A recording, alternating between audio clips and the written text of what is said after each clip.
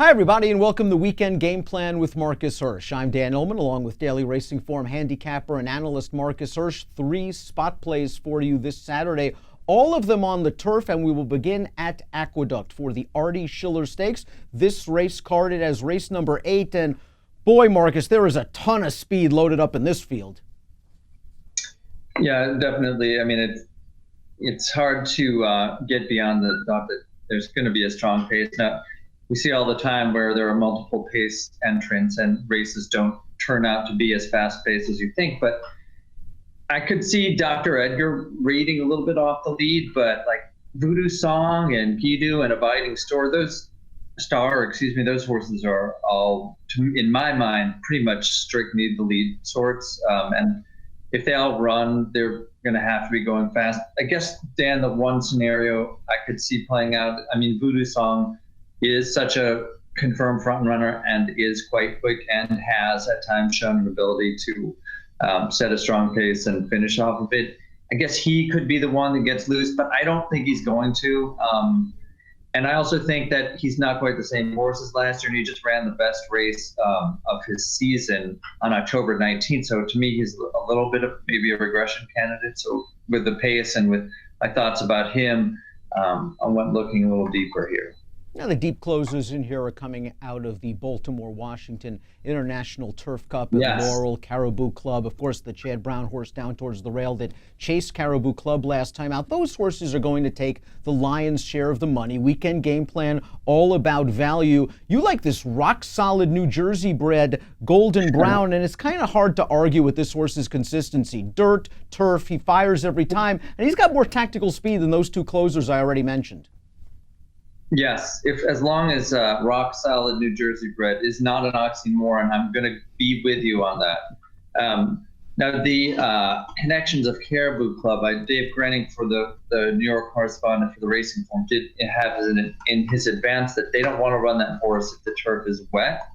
And with all the rain Thursday and it being so cold and bad drying conditions this time of year, I can't see the course being firm. So I'm not sure that he's going to even run, Dan, and that I was more interested between those 2 deep closes you mentioned, he and Frontier Market, but if Caribou Club doesn't run, then the Frontier Market price, which I think may have been, everyone might have been high to begin with, he could really get hammered. And he's a 6-year-old limited exposure, always runs decently, but I can't see him as being a solid 7 to 5 shot. So yes, Golden Brown, this horse, is surprisingly decent. And I go back even to his Kent last year, which wasn't the best Kent.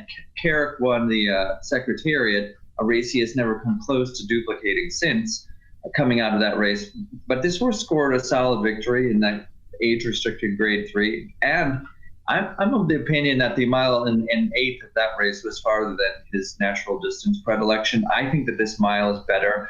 It's going to be, a little bit concerned about the turf conditions. I'm not sure that he would love it soft, but maybe. And I do think he's going to get the first run easily. Not only that on the deep closures, but I do feel like he's tractable enough that he's going to be comfortable sitting off of what projects to be a hot pace. I think if you can get anything like around 10, 8, 10, 12 to 1, to me, he is a decent wagering proposition.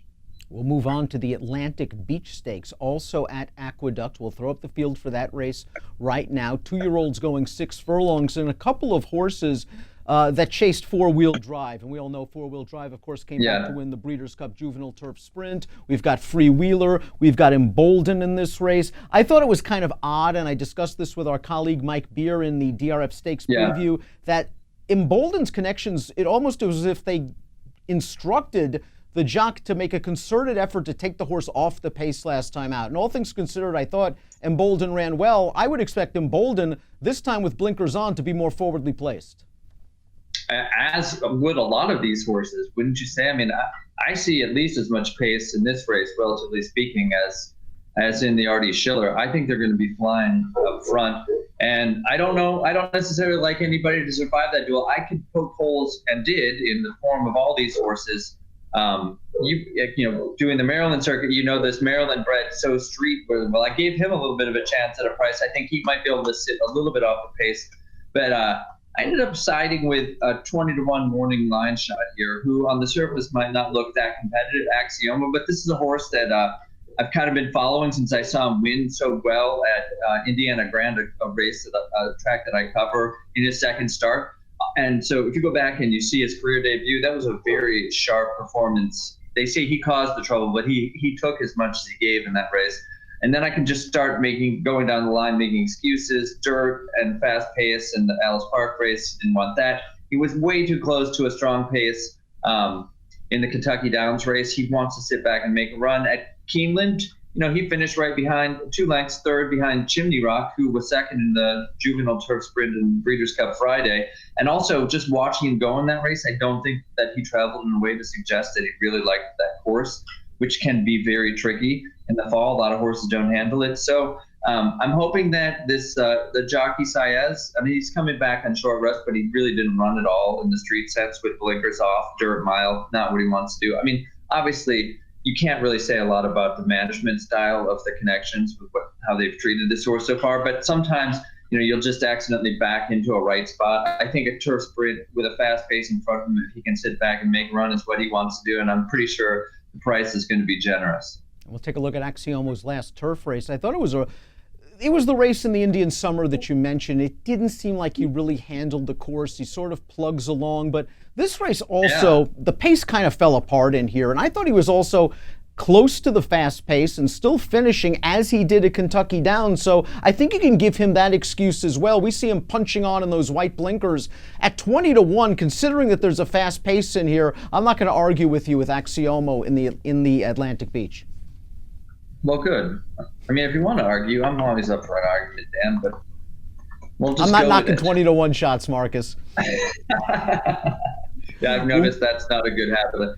The worst feeling in the world is to poo your compatriots, long-priced contender, and then watch them win at $45. Well, you've got another good value horse in the Commonwealth Turf, and this is a fun race at Churchill Downs. I believe it's the only graded stakes race on the Saturday schedule. So wide open for these 3-year-olds, going 1 mile and a 16th, carded as race number 10. And there's speed in this race as well. Spectacular Gem was able to get to the lead last time out. It may not be as easy in this spot, turning back in distance with several other speeds. Tracksmith has always been a solid horse, but in a case of several of these horses, I wonder if we've already seen their best race, and I'm not sure that's the case with your top selection, the number 11, Mr. Dumas, who made his turf route debut last time out and really seemed to love it.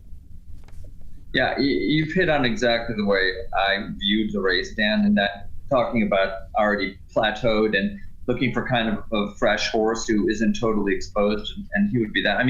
Actually, as I wrote in the copy for Weekend GamePlan and the racing form this week, I do respect Spectacular Gem, who is a horse that came to my attention over the winter at Fairgrounds, the track that I cover, and I thought showed a lot of promise down there. I had him tabbed second in that race where he was disqualified, the Caesars.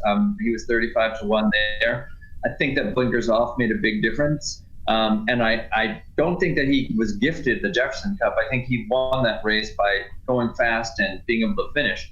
To me, the key to the race with him is, what happens with Nick Sco, who's never run on turf, and I don't know if the intent is to just see if it comes off and run him on turf.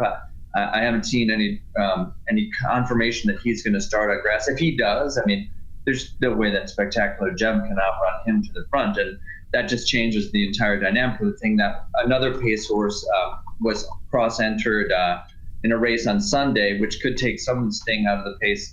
And the horse that I selected that you mentioned, Mr. Dumas, he's not going to be far off the lead either. I do not think he's going to be on the lead. He was on the lead last time because it was almost a 49-second half mile going 9 furlongs.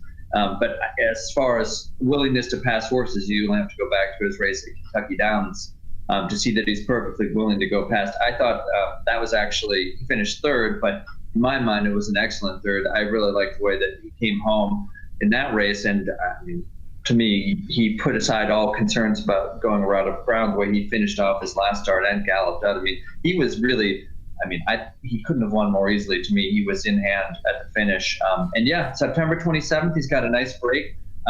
Hasn't been worked hard between starts, but I do like that he got in a 6 furlong drill. And I think he's all upside. And I think there are too many odds points in this morning line. Some of these horses are going to be higher. I think he might be one of them.